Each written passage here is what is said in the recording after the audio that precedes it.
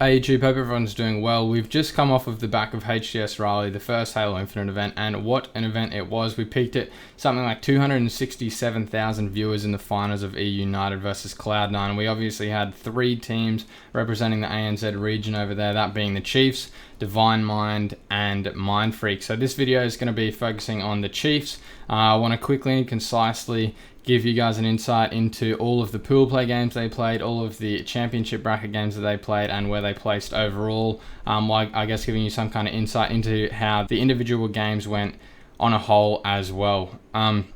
So Chiefs were situated in Pool A, being the number 1 seed out of ANZ, and they were up against Optic, the number 1 NA seed, KCP, the number 5-6 NA seed, and Big Chillin, the number 4 EU seed. So the first series that we got to see out of the Chiefs was against Big Chillin, that number 4 EU seed, and every series throughout this entire tournament, throughout pool play and championship bracket, is a 5-game series, except for obviously if they got to the grand finals, which is a 7-game series. So the maps that we had here were Live Fire, Strongholds, Aquarius Slayer, Bazaar, Flag, Recharge, Oddball, and Street Slayer. So going into game 1, Live Fire, Strongholds, Chiefs get off to an early lead, putting 107 points on the board in comparison to 25 on the side of Bing Chillin, which is not something that surprised me given the extreme Stronghold expertise that we've seen out of Chiefs so far in the past 3 ANZ tournaments. But Bing Chillin take map control at 165 to 95 and mostly trap Chiefs for the rest of the game in a spawn, pretty much all the way until the 192 mark, where Praties actually makes a huge triple kill using the heat wave to secure the B stronghold. Then game continues and Bing Chillin move on to gain a 248 to 218 lead while they have CMB controlled.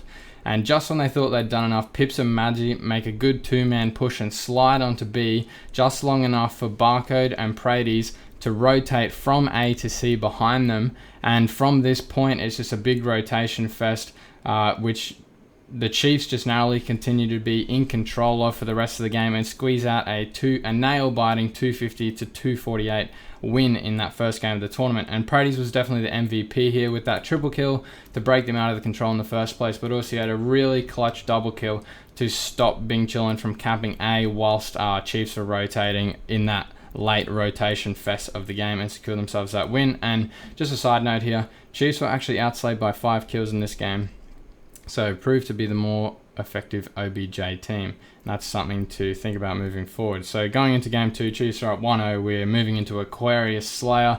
This is a neck and neck game as well, with both teams being tied at the 40 to 40 mark. But Bing Chillin pick up a round of slays, which trap the entire Chiefs roster in blue base and blue fridge, which is not a good place to be against a good team. And Big Chillin, fortunately for Chiefs, aren't disciplined enough in this situation and push way too early, giving up a 3-for-1 trade, allowing Chiefs to break out of their spawn trap and reverse what was a previously horrible situation. But in the first day, unfortunately, we had a lot of lag outs, and there was a lag out after this situation, 43 to 41 in Chiefs' favour, and the refs decide to go to a reset, which dictate that Chiefs need 7 to win, while Bing Chillin need 9. So it really comes down to opening strategy here, where Chiefs had displayed they were clearly the dominant team in opening strategy, where they got off to a 5-0 start earlier on. And they reconfirmed their good start with a 7-6 win in the replay, finishing the game 50 to 46 overall and going up 2-0. So we move into Bazaar Flag, the third game, and Chiefs continue their momentum into this game and continue their good early games, their early strats, good starting strats, and cap a really clean flag in the first 2 minutes. Then Bing Chillin do manage to quickly counter this, put their own flag on the board, but one flag really isn't enough to get the job done, and Chiefs finish the game 3-1. Close out the series. And interestingly, again here, Chiefs were outslayed in this game. The only one that went positive was Madzi going 26 for 20, but everyone on Chiefs posted high double-digit assists, which is good to see. And with that 3-0 victory over Bing Chillin, Chiefs became the first ever ANZ team to win a series in pool play, which is excellent for them and something I'm sure that they're going to remember, and all of us are going to remember in ANZ history.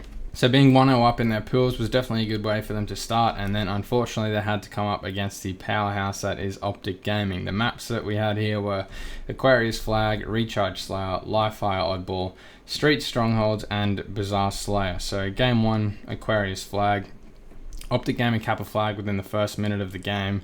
They then cap a second flag at the 9:30 mark, so only 2.5 minutes in. Their third flag at 8:50, and at this point Brady's is 0 kills, 0 assists and 8 deaths. Madsy's 1, 2 and 8. Pips is 3, 1 and 8, and Barco's only just even at 6 and 6. But even with a severe lack of kills, Chiefs still do their best to continue to attempt to run flags, and any kills they do manage to get, but they can't secure the kills whilst running, and all of their attempts are ultimately cut short and don't eventuate into any caps in this game. So Optic move on to secure a 5-0 win off the back of a very nice set of kills from Lucid to put Chiefs 4 dead, albeit with Pips' valiant attempt at a triple kill on the defense in one last attempt to stop the cap. Paradis unfortunately finishes this game neg 14, Pips neg 5, Madsy neg 9 and Barcode neg 3. So slaying was a real downfall in this match, and clearly something that the Chiefs needed to pick up on if they wanted any opportunity to beat Optic in objectives and Slayer, of course. So we moved on to Recharge Slayer, which is the game 2. Early on in this game, Optic do a really good job at exploiting the sandbox.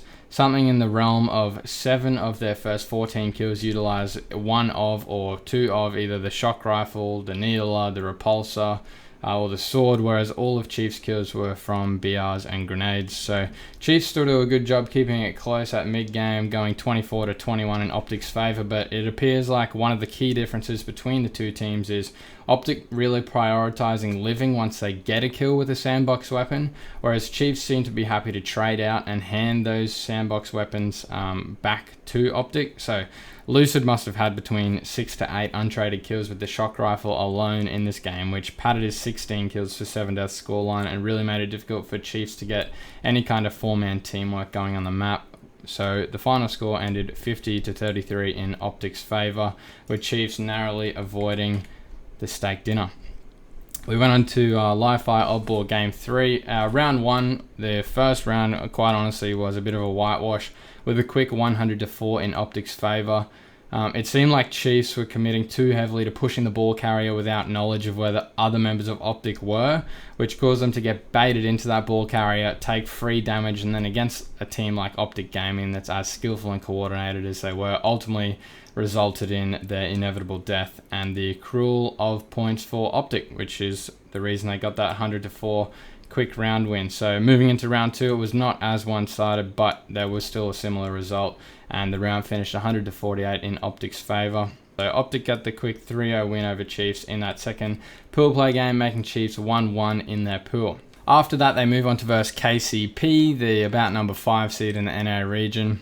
Because this is on the D stream, I can't tell you the full map set because there was no production behind it, sorry, so you'll just have to bear with me there. So the game 1 was bizarre, capture the flag. So Chiefs came out really strong in this game and managed to put a flag on the board in the first 90 seconds of the game, which is not surprising because something this roster has definitely shown in ANZ and throughout this tournament so far is that they're very objective efficient whenever they do manage to get slays, and they also know their starting strats and are generally putting themselves in a good position at the start of each game to combine these slays into objective work, and they definitely showed it here with that first early cap. So now, something else I think you also need to know about this team when it comes to Bizarre Capture the Flag is that they love a sneaky pull through bottom rockets. I've seen this a few times now where they get behind the enemy team, pull a flag and slow walk it down bottom rockets without showing up on the map, and every time I've seen it done, they've done it successfully.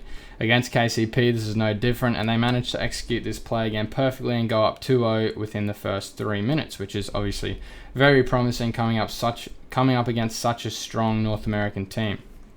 And Chiefs use this great early game momentum and carry it through the game, finishing 4-1 and surprising KCP with an early game 1 win. Pips had a nice game, finishing 25-19 overall, and I saw some really good sneaky plays out of Paradis to stop multiple KCP flag runs in their track. So that's something that doesn't necessarily show up on the scoreboard, but definitely needs to be noted. Heading into Game 2, Recharge Slayer, KCP had a lead most of the game, which they managed to hold and secure a 50-42 win over Chiefs, tying the series up 1-1. Game 3 was again live fire oddball, and in round 1, Chiefs have the lead for most of this round, but KCP tied up 44 all with 1 minute and 17 seconds to go. Then, with 16 seconds left on the clock, KCP are up 52-78, and I think it's best if you just watch this situation unfold.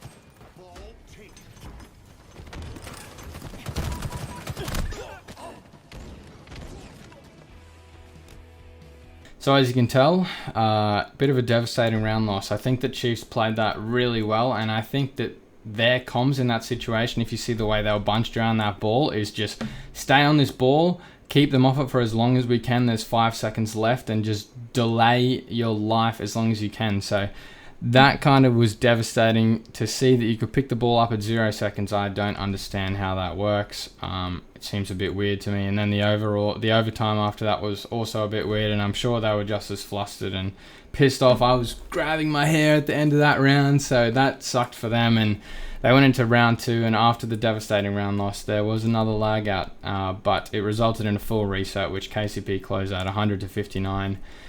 Giving them the 2-0 win in the game and the 2-1 lead in this series. So we went into game 4, which was a street strongholds, and like I've said before, this was promising, I thought, from what Chiefs had shown in ANZ, and specifically their ability to completely dominate in strongholds, combined with the closeness of the 3 maps prior. I did have very high hopes for Chiefs in this game, but unfortunately this wasn't meant to be.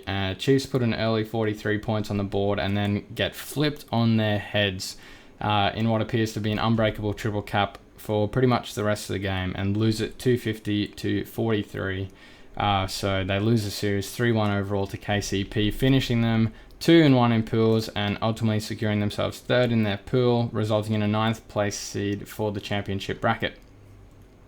Because Chiefs missed out on that top 8 seed, they had to play championship bracket winners round 1 against BVLK HVND. I have no idea what the hell that's meant to mean. I'm just going to call them Team Bloodhound, who were the number 24 seed coming out of the open bracket, which consisted of J Gravity, Peter Zipe, Gnias and Cortex. We had game 1 was live fire strongholds here, and this entire game was again a battle of non-stop rotations, which thankfully Chiefs managed to control, winning 250-195 in the end, which largely I think came down to the overshield control that they had all game, managing to pick up 4 of the 5 overshields that popped, and using this obviously to maintain that dominance over the control and the rotations on the game. So Chiefs got up with an early 1-0 on that live fire strongholds, which was good to see. Then they move into an Aquarius Slayer map that I don't think that they'd had to date. And this was about as much of a one-sided ordeal as it could have been. Chiefs managed to cook up a quick and very blue stake against Bloodhound, 50-23 in a very dominant performance, not even letting anyone on the opposing team break double-digit kills. So they kind of made the NA AM team seem like an ANZ AM team, which is reassuring to the rest of us ANZ amateurs that maybe we're not as bad as we might think. So going into the bizarre capture the flag was game 3. You had to give the benefit of the doubt to Chiefs after having a 2-0 win record against KCP and Bing Chillin earlier in pool play, and after seeing the results of the 2 games in this series prior. And Chiefs didn't disappoint here and closed out the series in a 3-0 fashion with a 4-2 flag win on Bizarre Flag and a huge game out of Barcode, going 31-18 to move on to winners round 2 of the championship bracket. This winners round 2 is definitely one that I personally wanted to see Chiefs, if not win, put up a strong competition. I wanted to see something like a game 5. I wanted to see some really close games. This is the number 2 EU seed. They were seeded 6th after pool play, so they snagged 2nd in their pool. And the maps that we had were Aquarius Flag, Street Slayer, Live Fire Oddball, Recharge Strongholds, and Bizarre Slayer. Looking at this Aquarius Flag game, overall in this game, Chiefs struggled very similarly to how they did against Optic on this map, and as a result, the final score was a 5-0 loss. Unfortunately, Chiefs didn't show much sign of being able to hang except for one flag, which they ran down P side while picking up kills, but Barcode unfortunately chokes on a juggle, which gives Quadrant the time to stop the run, return the flag, and score a counter flag of their own to go up 2-0 by the 4-minute mark, and they carried this momentum through the rest of the game. Overall, Chiefs were outslayed by 26 kills. They seemed to lack the micro teamwork that Quadrant had, resulting in a lot of 1v2 engagements to Chiefs' disadvantage, where they'd push in, fight 2 players, die, and then those 2 players would go on to fight another 1 player, he'd die, and that seemed to be a big problem overall. So again, coming up against these stronger teams, slaying seems to be something that these boys need to figure out. They're obviously really individually skilled, but there's just, I think, one piece of the puzzle that they're missing up against these better players, as I'm sure they're aware. Game 2 was a street slayer, and in this game, Chiefs look like they're going to get absolutely blasted away, the same way they did in the Aquarius flag game. They're down by about 9 kills when Quadrant hit the 30 kill mark, but Pips finds his favourite little shotgun and goes on a huge run, putting every bullet to really good use, and picks up 5 unanswered kills within a minute. That gives Chief a huge kill swing and almost ties the game up at 38-37 going into the late game. Pips was absolutely shitting on Quadrant in his 1v1s for the second half of the game, but it wasn't enough, and Chiefs narrowly miss out, losing 50-45 and putting their hopes at a winner's bracket run all down to a Game 3 on live fire oddball, which they are 0-2 for in this tournament thus far. And unfortunately, they do go 0-3. They lose this Game 3 in round 1, 100-65, being outslayed by 10 kills, and 100-15 being outslayed by 15 in the second round. So Chiefs move down into the losers bracket to play Team Status Quo, which consists of Flamesword, Blaze, Burton, and Fragger. But unfortunately, this wasn't streamed on any of the streams, and the only information I have available is that Chiefs went down 3-1. I'm not sure what maps were played or what maps they won, and therefore they exited the major in 17th through 24th and netted themselves a total earnings of $1,400 US, so about 2,000 Australian dollars. Just for some extra insight for you guys, I put together the statistics of each map in each series that was streamed across Pool Play and the Championship bracket. Obviously, this doesn't include the stats of the Status Quo games because they weren't streamed, and we can see the overall results of the boys from the weekend. Barcode was obviously the standout player, as I think most people were expecting going into the weekend, posting positive 12 over the course of the weekend and posting the most kills, most assists, and least deaths. So obviously very impressive from Barcode. The rest of the team, as I've pointed out throughout this video, really struggled with kills and finished the weekend pretty negative overall. That's not to take away from any of these boys' performances. They still put out some really good fights against some of the best international teams in the world and made ANZ history, so I don't want to seem like I'm coming off too harsh on them. So congratulations to Madsy, Barcode, Pips, and Prady for putting on a really good show for ANZ and all of us wannabes. So we hope you'll keep improving and setting new records. And personally, what I'd like to see you guys do, if you are watching this, I want to see you guys put yourselves through the blender, play some NA top 16 teams on shit connection from Australia, and really try and learn and see what you guys are doing wrong against them. And that's, from my point of view, probably the way that these guys need to go to move forward, because I feel like playing against other ANZ competition, you're capped. You're clearly way better than the rest of us. The competitions that you've had so far haven't really been close. And yeah, it's like you need someone to push you guys to be better, even if the connection sucks. So that's what I want to see you guys doing moving forward, and I think that's what's going to push you guys to the next echelon and hopefully allow you guys to continue to move on and keep making history throughout ANZ. So congrats again to those boys. Put on a good show. Hopefully I've given you viewers some insight into the weekend. Hopefully you've caught up on everything ANZ related. I will be posting something similar for the Divine Mind boys, the ANZ number 2 seed. So stay tuned for that. Enjoy your Christmas, and until the next one, peace out. Now every word that's out of my mouth, wake up, it's me. You're gonna follow your dreams, or are you just gonna be another cog in the scene? You feel the hope in this beat, yeah, the hope that you need to proceed and be exactly what you want it to be.